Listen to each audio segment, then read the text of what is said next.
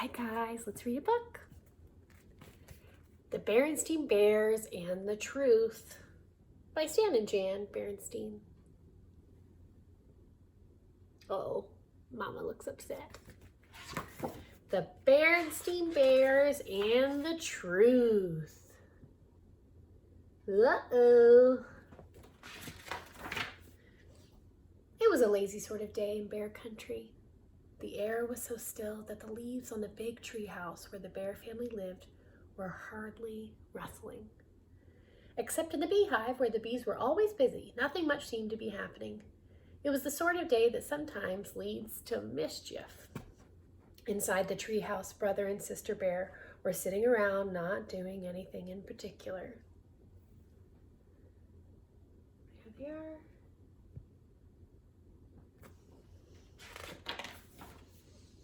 Brother was holding his soccer ball.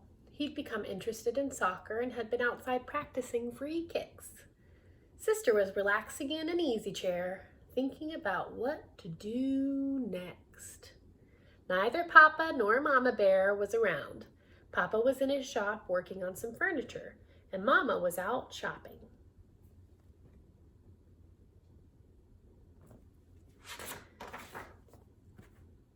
I know what, said Sister. Let's go gather some wild blackberries. Brother thought about that. No, he said. Wild blackberries have too many thorns, and besides, the seeds get stuck in your teeth. Well, then, said Sister, let's go out and twist each other up on the swing and see who gets the dizziest. Brother thought about that. No, he said, that's silly, and besides, we did that yesterday. Sister became irritated and impatient with her brother.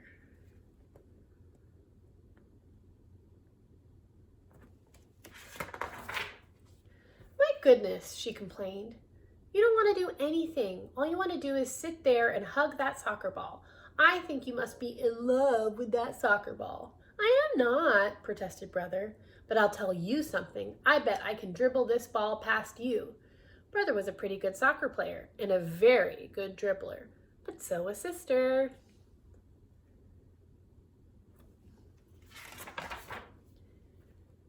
The only one who saw what happened next, besides the cubs, was a mockingbird who was perched on a twig outside an open window. Brother faced Sister. The ball was on the floor between them. First, Brother moved the ball with his right foot, then with his left, trying to trick Sister out of position.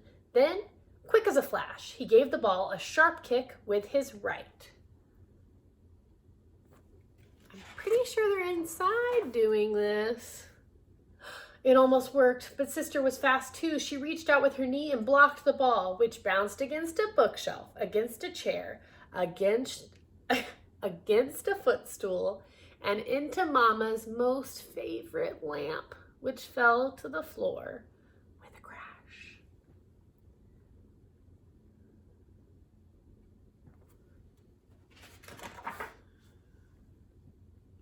The mockingbird let out a screech and got out of there as fast as its wings could carry it.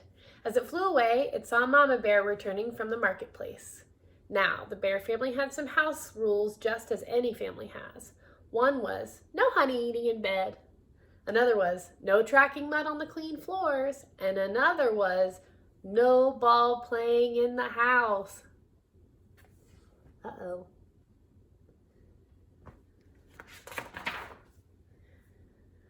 What to do? Brother looked at Sister. Sister looked at Brother. They both looked at the broken lamp, and they both listened in horror as Mama came up the front steps and into the house. All Brother had time to do before Mama came into the room was roll the ball behind Papa's chair. My lamp, said Mama. My best lamp. What happened? She asked, looking into her cub's eyes. Tell me about it. The cubs looked into Mama's eyes, then at each other. Then they began to tell one of the biggest whoppers that has ever been told in bear country.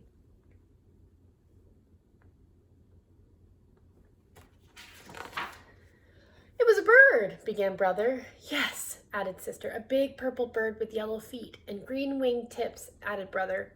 And funny-looking red feathers sticking out of its head, said Sister as a finishing touch. As most lies do, the purple bird, Whopper, got bigger and bigger and bigger. I don't think Mama's buying it. Yes, continued the Cubs, and it flew in that window, zoomed around the room, and knocked over the lamp. As Mama Bear was looking at the broken lamp with a sad expression on her face, Papa Bear came in from his shop. The Cubs began to tell him the story of the big bird that flew in the window and broke the lamp. It was harder to tell the second time. For one thing, they couldn't quite remember how they had told it the first time.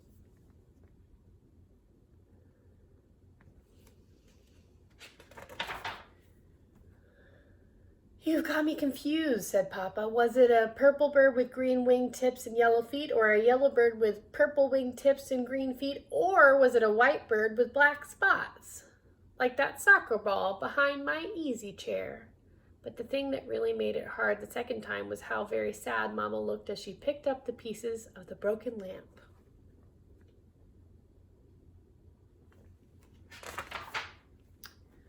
"Mama, we're really sorry about the lamp," said Brother. "Oh, yes," said Sister, picking up the last piece and putting it in the dustpan.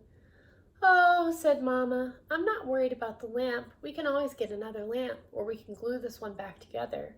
What I'm sad about is the thought that maybe, just maybe, my Cubs, whom I've always trusted, aren't telling me the truth. And trust is not something you can put back together again." Both Cubs started to talk at once. "It wasn't a bird," said Sister. "It was a soccer ball. And it was all my fault," shouted Brother. "It was just as much my fault," shouted Sister. As they both shouted down, but they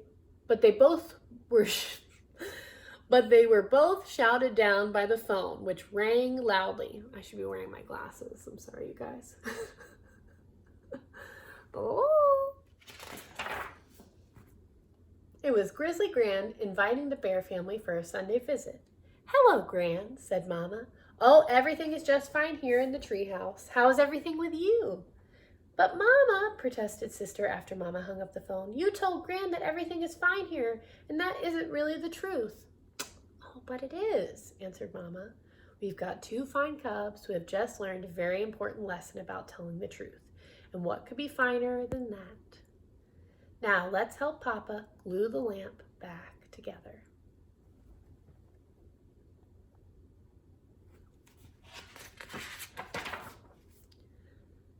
Nobody really expects Cubs to be perfect, and from time to time, Brother and Sister did forget the rules. Brother ate honey in bed a couple of times. One time, Sister tracked a little mud on the clean floor. And once or twice, Brother and Sister started to play ball in the house before they remembered not to.